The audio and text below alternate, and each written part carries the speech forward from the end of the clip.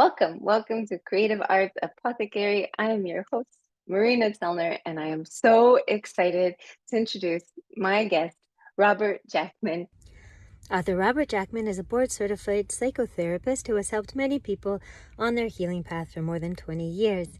In addition to his private practice, he has taught master's levels classes, led outpatient groups in hospitals, given lectures on mindfulness, hypnotherapy, codependency, and the role of spirituality in healing, and participated in numerous weekend retreats with Victories for Men. He brings a sense of positive psychology to his work, looking for the strengths within each person and identifying those areas that carry a false sense of self. Robert is also a Reiki master who uses energy psychology in his practice and considers himself a codependent in recovery, always working on boundary setting, discernment, and connecting with his authentic self. Robert, welcome. Robert, welcome. Thank you. Thank you. I'm so happy to be here with you today. I'm excited about our conversation. Same here. It's a real pleasure to speak with you today. If I may say so, I entered this conversation rather naively, as a visual artist, my whole life, and then but very much so, my personal experience went deeper when I combined visual arts with healing. Right. In these fantastic communities, we talk about the inner child a lot, and it's so intuitive. I'm like, yes, I have one, and people respond. People from the workshops, I've had people call me, people email me. They're like, my inner child needs this. I was like, wait a second, let's do some more research about that. Wouldn't that be fun? So that's how I found your work. It's a thing. It's a real field. And can you tell us more about that, please? I sure can. And I love that you're referencing the inner child, and that folks that you're working with, they're also bringing up the concept of the inner child. So that was really developed in the 1930s by Carl Jung. He was one of the first pioneers talking and referencing the inner child. And of course, since then, so many thought leaders have built on top of that topic and expanded it. And I was very fortunate in my middle 20s to begin working with a therapist who was very skilled in inner child work. And he took me through my own healing with this modality. And it really changed how I was looking at myself and I was looking at the world. And through that work, I was understanding my codependent, or as I call them, my wounded patterns that I was using, as well as my then lack of boundary setting. And all of those things were really impacting how my inner child was feeling and what was going on with that part of me.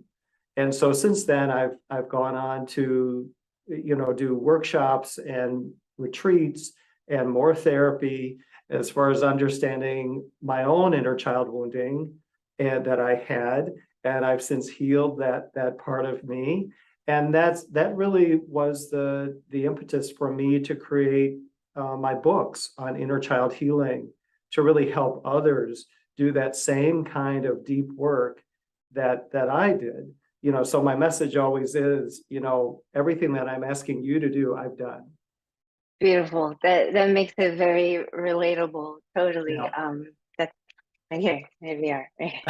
Thank you so much. That's beautiful. Definitely excited to hear more about the work that you're doing. Can you share a bit about your personal journey? I know you write about it in your book, but can you share with us? I sure can. All right. So my personal journey was, I grew up in a very loving household.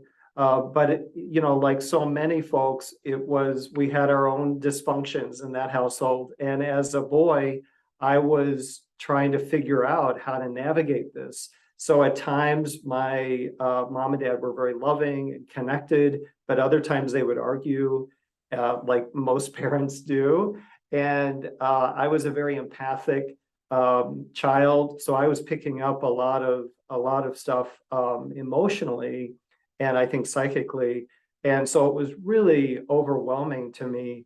And so I developed all these coping strategies, which are, as I refer to them, the wounded tools to sort of navigate this. So I became shut down, became trying to be the perfect little boy, do everything right. And I was also trying to fix this wounded relationship within the family household. So I put a lot of pressure on myself as a little boy to try to fix this stuff. And of course, as I grew up and went into my therapy, I was understanding how hard I was working to try to make this family system functional, and how I developed all these wounded tools as a way to try to create some emotional safety for myself. And so that really is the big key. And I tell folks that I work with that we come upon our wounding very honestly, because, you know, as kids, it's like no one's teaching us this stuff. We're sort of learning it using our own personalities and intelligence and intuitive nature as far as how to navigate this. And so the first part of the book really begins by acknowledging, addressing these wounded tools. And from that, we learn that that really is the language of the wounded inner child. And can you talk a little bit more about the role that this wounded inner child can play in our life? Oh, very much. So for me, I played the role of the peacemaker, the caretaker, the fixer, the rescuer. So that's really a lot of times how the wounded inner child is showing up, as well as things about like avoiding conflict or shutting down or isolating, withdrawing. So that's how, as an adult, let's say we're in a situation, and the trigger in the adult situation is similar enough to what happened in childhood. Well, immediately that wounded inner child steps in front of the adult self, and it is immediately like on guard. And it's like, okay, what do I need to do here? Because the wounded inner child is like looking for those situations that are coming up, because that's what the inner child did in childhood and is doing in adulthood, protecting us. So it's a big protector piece that's showing up.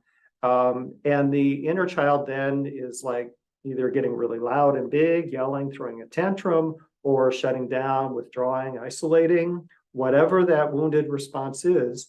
And then later, most often later, the adult self comes back and they're like, why did I do that? Why did I react that way? Why was I so big? Or why did I get so small?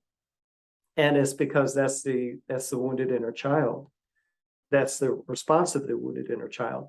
And so the key to healing this part is building and promoting strong boundaries within ourselves and with others. So that's the tipping point for healing. And that's how the inner child will heal that wounding, and then know that the adult self is going to protect all of us.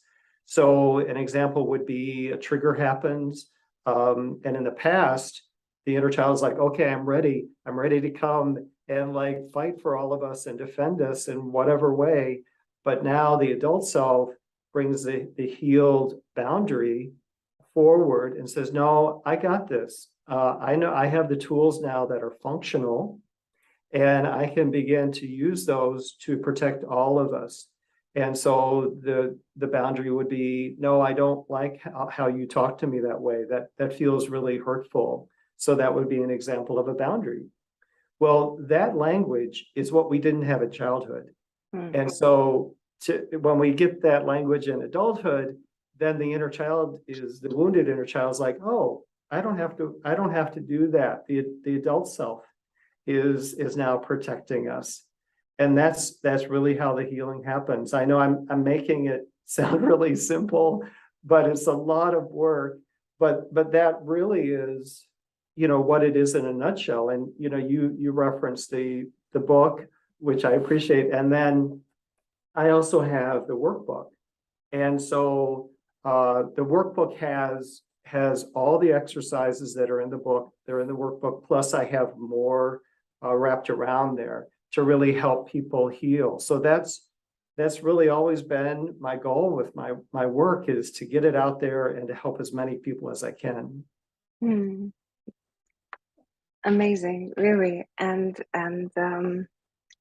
so in writing, you do make it sound easy, but it's a lot thanks to the way that you break it down into easy steps that you can take. So it's a big journey. But if you Great. follow these steps, it feels very, very doable and very clear to understand. And I really appreciate that it sort of addresses all my whole experience. It doesn't not just the some of us have incredibly traumatic experiences in our childhood, and some of us less so. Mm. But how you're saying is this is the human experience.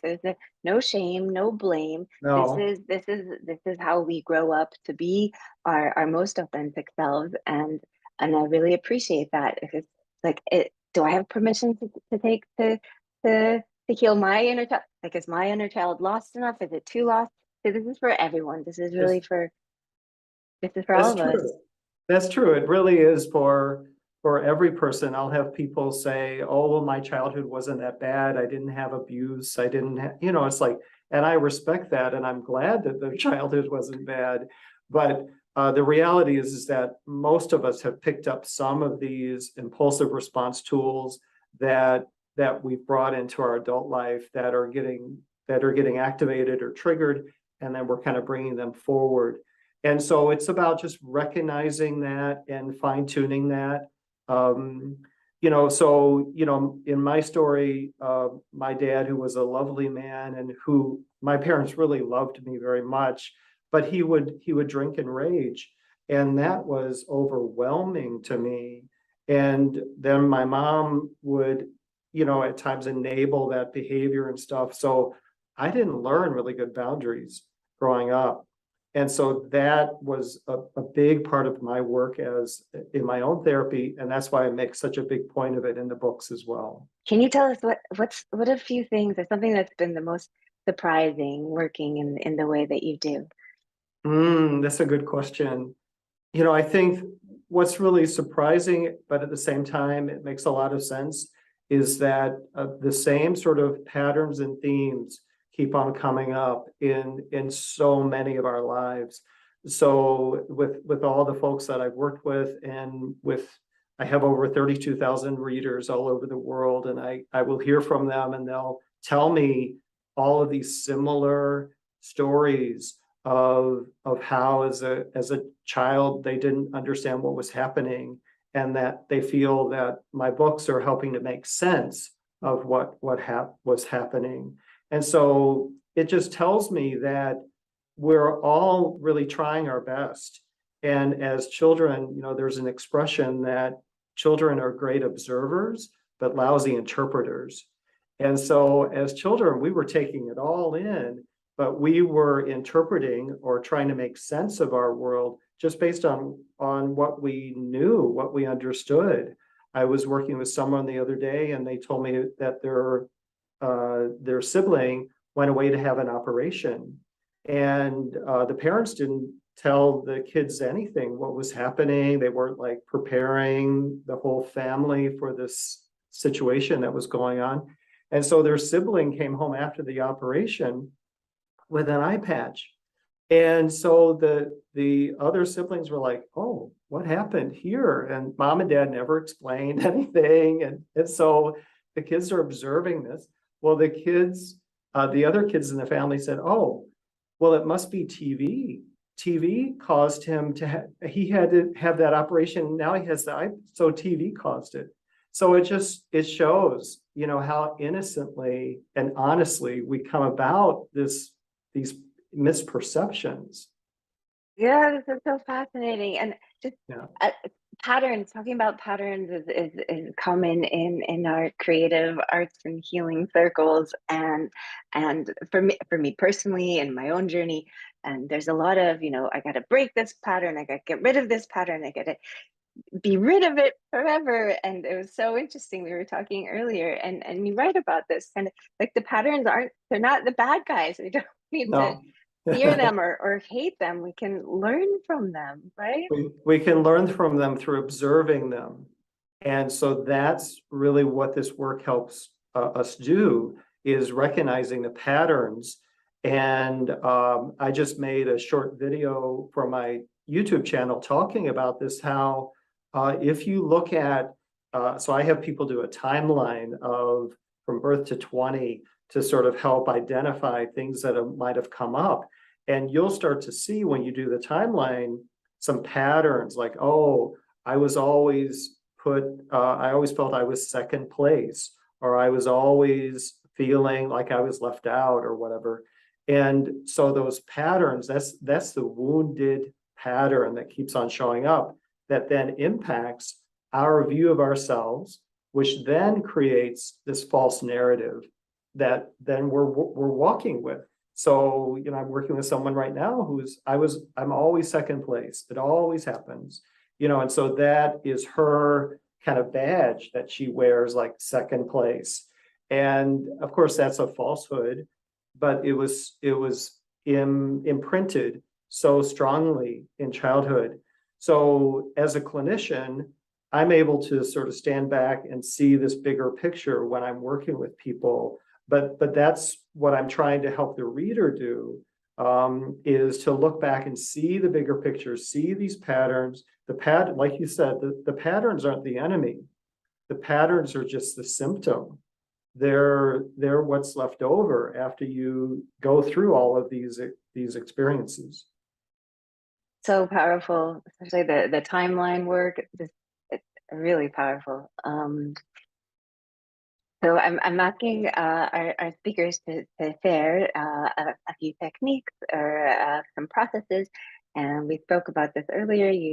You have a few techniques that you would like to share with us. Yes? I do. So one of the really powerful techniques that I talk about in my books and in my work is symbolic letter writing. And so it's similar to journaling, but for myself, I never really connected with the process of journaling and kind of creating this diary. That just didn't feel right to me. And so I developed this technique called symbolic letter writing. I don't think I invented it, but I just named it that. And it is where you would identify a person or a situation, and then you're writing dear so-and-so, and you're just stream of consciousness writing all of this stuff out, where you're saying how you feel, what's going on, why this is hurting you, and you're just fast and furious, writing. So it's this energetic exchange that you're doing. You're getting that energy out of you. And then once you've done that, then go back and read it, but then tear it up or burn it, symbolically burn it. Don't keep it. It's not meant as a diary. It's meant as a ephemeral experience in the moment. I just did one of these last weekend for myself, and it's really kind of magical how it frees up some real estate inside of us that we can then fill with more light and love than having this sort of heavy, dense energy inside of us. So the symbolic letter writing is one thing. The second process that I teach, in 2014, a Russian psychologist developed this technique called neurographic art. And I made one for our presentation today. So if you look at this, all it is doodling, right? So it's just like squiggly lines on the page, but then you see where the intersections are, where the sharp, like more angled parts are. I've curved in those places. And so the curves represent the smoothing out, or the kind of just being the just sort of gentleness bringing into that space instead of the sharp angles. And when we do that smoothing out, there is this kind of very natural feeling of letting go, of being a little gentler, being a little bit more tender with yourself. And it really is a magical process. You can take this work further by filling in more of the spaces and just, letting yourself fully express. But I like it. It's really simple, and it's simple to teach, and you can use different colors. And what I also like is, you probably heard of the Chinese philosophy of feng shui and qi. And so this also, I believe, taps into that. because by curving out in feng shui doesn't like sharp angles, just like this. And so in feng shui, we might put a plant in the corner to smooth out that sharp angle of the corner. It's the same thing here. And so it's a subconscious healing. So it's happening on many levels within us. So that's another good process. And then the third one I wanted to talk about today is making grids, crystal grids. So I don't know if your viewers know about this, but you can take rocks or crystals and create patterns with them. So you've probably heard of mandalas. So it's like building a mandala with rocks or crystals as you sort of fan out. So it could be circles, it could be diamond shapes, and just really allow yourself to kind of play with it, where you're moving around the stones and crystals and you're beginning to feel how that shape, how that design feels. So that's really the key part of grid work is how does it feel? What's going on? And I made one this morning for my sister, and I put that together, and it's fun. It's very simple to do. I'm a Reiki master, so I'm very plugged into energy, and so that helps me. That's one of my things that I do that really helps to sort of help me process things in my life. Beautiful. Thank you. Thank you for sharing those. I think, for me, because growing up, I was very focused on the household and my mom and dad and making everything better. I feel like I had to grow up pretty fast. And the clinical term today is like I became parentified at a young age. And so I became very plugged into the emotional functioning of the household. And because of that, my play, I had to set aside. And so as an adult, I'm giving myself more permission to play. And so all those things that I was just telling you about, that's my play. So that's how I do that as an adult. And if I screw up one of the things, it's like, okay, I'm just going to go with it. And, it's perfectly imperfect. And I'm just going to have fun with it. And so it's not about shame, blame, or, criticism. I think, we had talked earlier about how do people get this idea of their art needs to be perfect. And a lot of times it comes from like, a kid running up to mom or dad saying, oh, look what I made. And mom or dad's like, oh, that's really nice. But do you think you could like color that in a little bit more and make that a little bit better? And so that small comment from mom or dad then begins to imprint that, oh, this wasn't good enough, or I need to be better. So that a lot of times that's, these small ways, it's how children get messages that they're less than or they're not good enough and they need to be better. It feels good. It feels good to have the permission to play as a mode for being your best self, not to yes, rest and take time off, but really as a process to break through those blocks. We have writer's block or painter's block or whatever it is, that pressure. And then the way that you describe, okay, this technique didn't speak to me, but this one I was writing fast and furious. There's a way, so we get to keep looking, so we can reinterpret. We don't get healing is not for me. It doesn't speak to me. Instead, you're like, well, maybe this technique, or maybe this technique. That's exactly right. And that's, as a clinician, that's exactly what I do with someone that I'm working with. So I'll use the modality that I think is going to work best for them. And if they're not responding, then we move on to something else.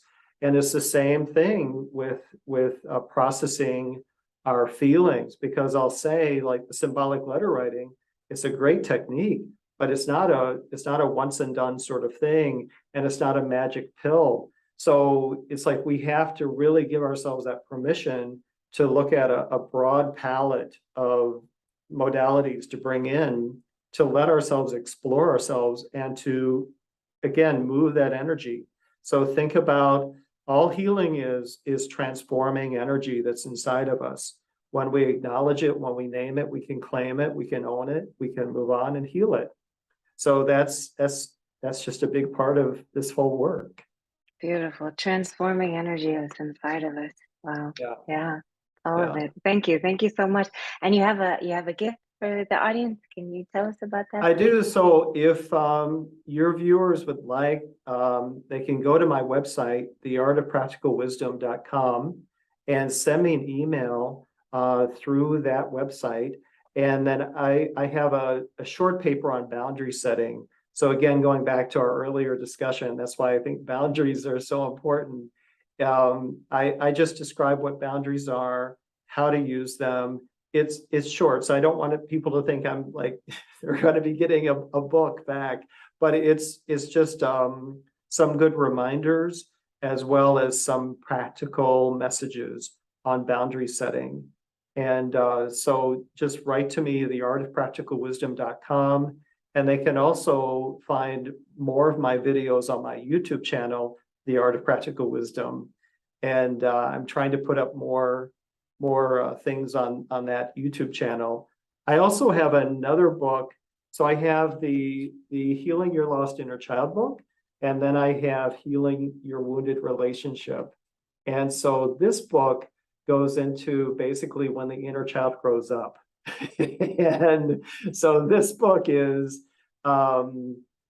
we take all of our wounding from childhood and we subconsciously attract someone into our life to play out this wounding. So someone who has more of a victim narrative, they're like, oh, I need someone to rescue me. So they find a rescuer. And conversely, the person who grew up with being the hero rescuer, they're looking for the codependent who needs help. So I call those pairings synergistic wounding, because there's a synergy that's happening between the two.